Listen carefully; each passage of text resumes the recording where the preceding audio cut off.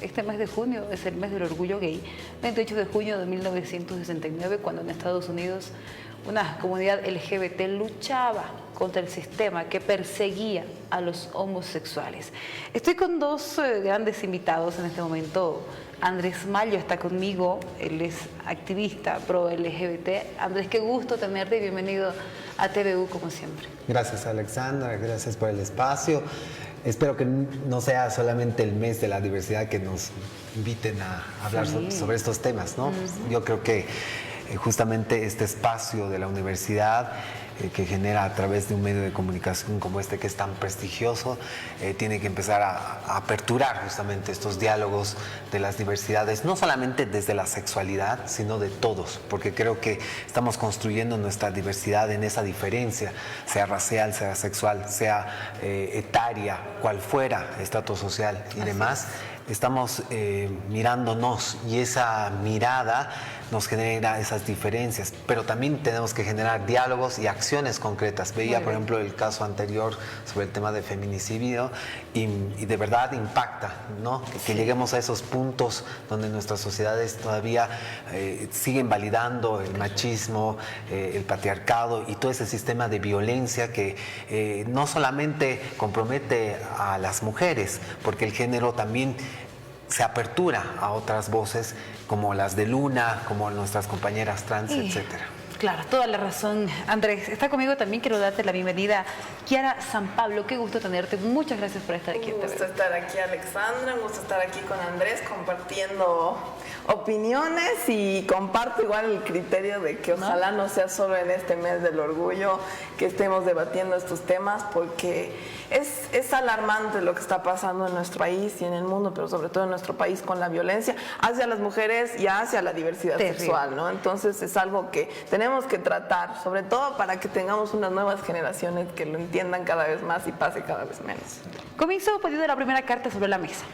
En Bolivia, Andrés y Kiara, ¿se respeta a las comunidades LGTB? Andrés. Yo creo que sí, hay una apertura a mirarnos, ¿no? ¿Por qué? Porque es muy interesante hablar culturalmente de la población, de la diversidad sexual y de género, cuando se empieza a exhibir de manera diferente, entre comillas, por ejemplo, a través de los medios de comunicación, que al inicio, digamos, impactaba, ¿no? Ver, por ejemplo, a las drag queens, a la familia Galán, al cual pertenezco, al grupo que pertenezco. Hace una casi veintena, hace 20 años nos encontrábamos por primera vez en los medios de comunicación y nos empezaban a mirar y decían, qué lindo, las tendremos para que nos generen discurso, nos generen pasarela, nos generen un espacio de contenidos que atraiga a públicos, ¿no? Fue un primer paso, por supuesto, y después empezamos a utilizar las calles para cuestionar y deliberar. Y eso ha funcionado muy bien porque La Paz particularmente ha aperturado su mente a naturalizar a esta población trans de manera muy abierta, de ver en espacios como la Feria Dominical, después que la alcaldía nos nombre como patrimonio de la ciudad y así otras diversidades que también están presentes, ¿no? O más invisibilizadas, como por ejemplo las compañeras les, los mismos gays, etcétera, ¿no? Pero siempre ha sido visto como fenómenos, gente de espectáculo o nos activamos cuando son fechas emblemáticas. 17 de mayo, Día contra la homo, lesbi, trans, bifobia. O 28 de junio, el mes del orgullo para todos, vamos a celebrar, vamos a salir, bla, bla, bla. O el 17 para decir, no, pues igual, se cuantifica como el mismo feminicidio.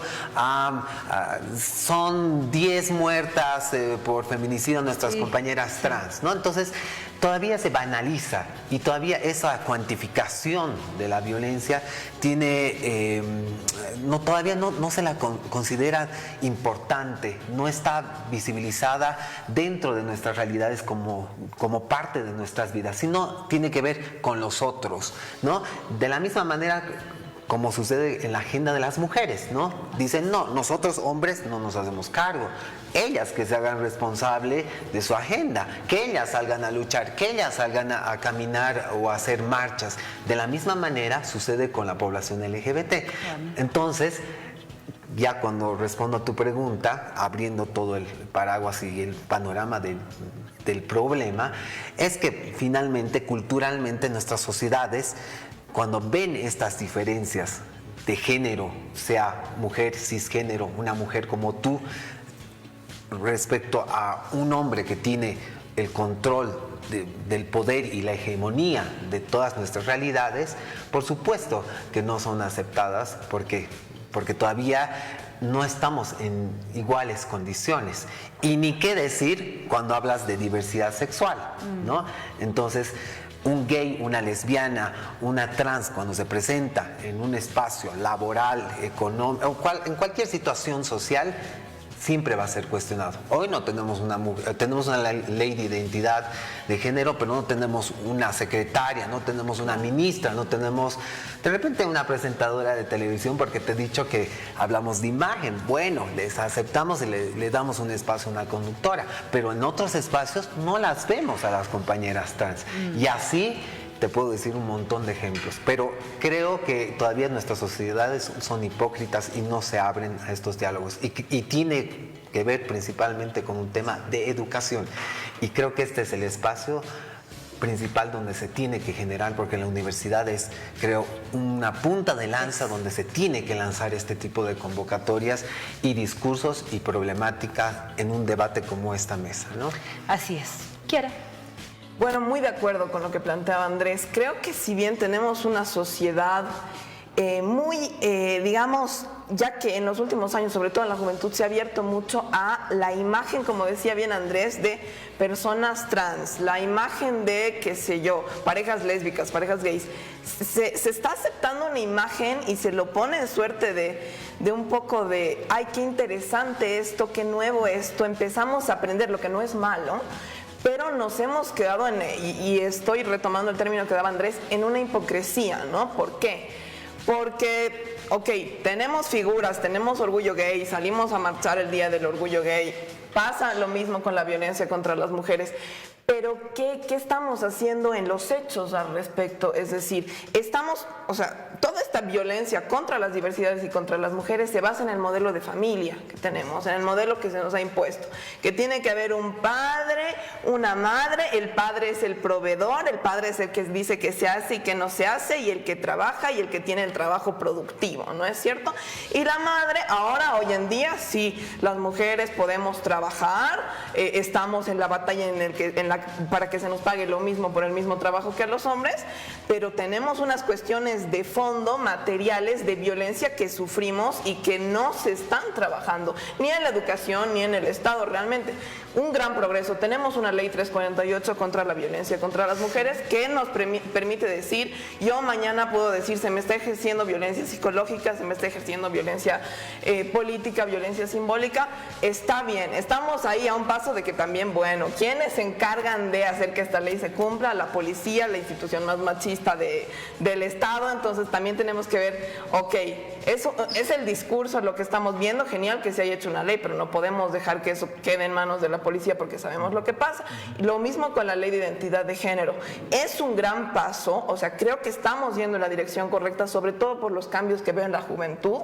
Yo estoy en la universidad, estoy en tercer año de sociología y creo que eso se ve, o sea, creo que ahora por lo menos la universidad pública en Bolivia veo parejas lésbicas andando de la mano felices y creo que es un cambio que se da en la juventud, pero las violencias que sufrimos, las mujeres, por ejemplo, es importante hablaba de este modelo de familia, porque a las mujeres, en primer lugar, se nos carga el trabajo del cuidado, ¿no? O el trabajo de la reproducción, que es cuidar a las personas mayores, cocinar para la familia, cuidar a los niños.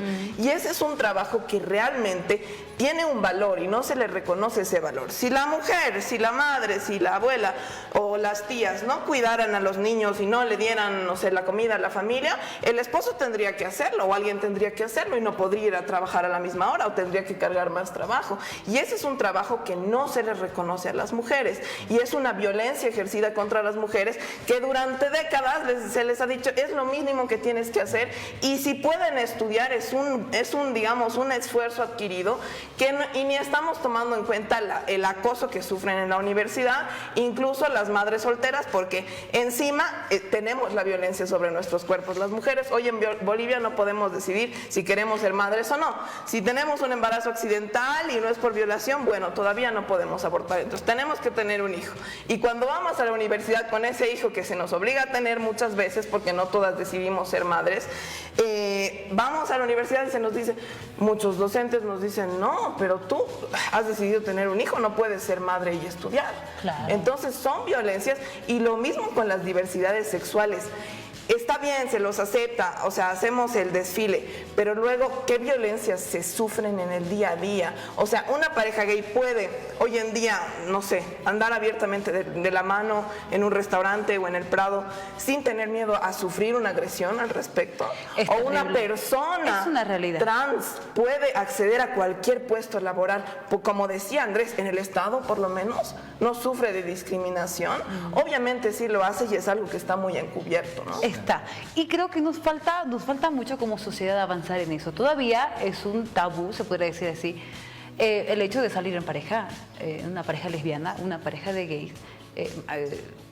Andrés, tú te fuiste a casar a Estados Unidos, a Argentina, Sí. con tu pareja, Así es. ¿no?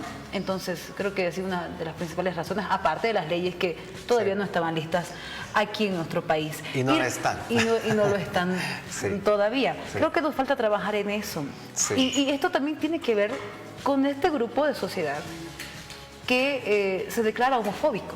Sí. Homofóbico, la homofobia en nuestro país. ¿Cómo crees que está tú? Yo creo que es un problema muy de fondo, como decía compañera. No podemos mirarnos si no miramos al otro con respeto y dignidad. Y en esa libertad que hemos construido en estas democracias. Entonces, esa generalidad de nuestras realidades, cuando no se cumplen en un estado de democracia, estamos incumpliendo verdaderamente con ese principio de respeto hacia el otro, ¿no? Valga la redundancia. Pero ¿sabes qué? Para dejar muy claro y muy certero estos conceptos que creo que hemos puesto en esta mesa de manera general, en generalidades, ¿sabes qué? Si no hay educación, si no hay la ESI, la educación sexual integral para los niños, niñas y niñes en el país, esto no va a cambiar, porque son ellos quienes van a transformar sus realidades en su espacio de entorno, en primero cuidar sus cuerpos, cuidar su dignidad y respetar al otro por su diferencia. Sea un tema, como vuelvo a decir, racial, económico, sexual, cual fuera su situación, si no hay esos principios que empezamos a construir, no solo desde el Estado como gobierno, como quien administra todo esto, sino de cada uno de nosotros en toda esa posibilidad de diálogo. Que se hablen en el almuerzo, en donde estemos, con esa libertad de decidir respecto al otro, pero al otro mirándolo con respeto y dignidad. Vuelvo a repetir 10 veces esos conceptos porque hemos perdido eso. Exacto.